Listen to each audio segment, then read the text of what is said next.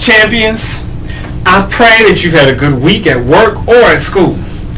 I also pray that you've listened to last week's brief discussion introducing this video series and the few points I gave on grace. Today, I'm going to talk a little bit more about grace and what grace gives you the ability to do.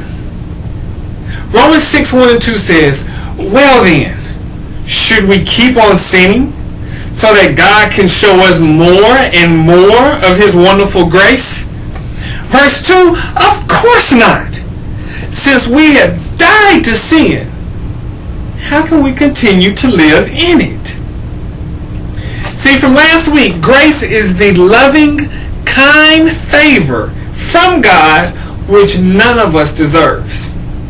I looked grace up in the Greek and it said, the divine influence upon the heart and its reflection in our life.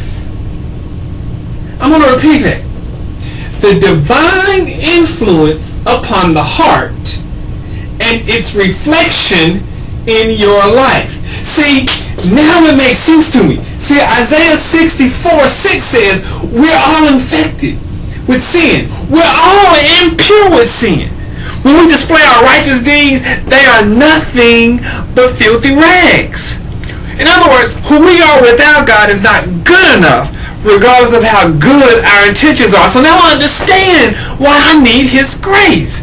So when we accept Jesus as our personal Lord and Savior, God literally gives us grace. He extends His grace toward us. His grace is now that divine influence. He extended His grace. His influence then enables me to develop His godly character, thus the reflection in my life. Not so that we can continue to sin. See, that's not divine influence. God's grace is given to those who've accepted Christ.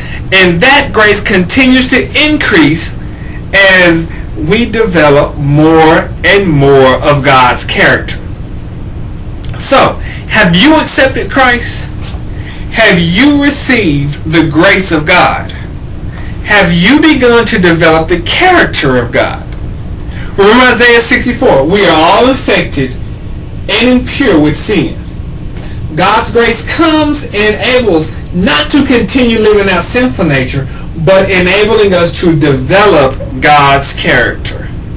So look within yourself and allow God's grace to increase in your life. Take care. I love you. God bless.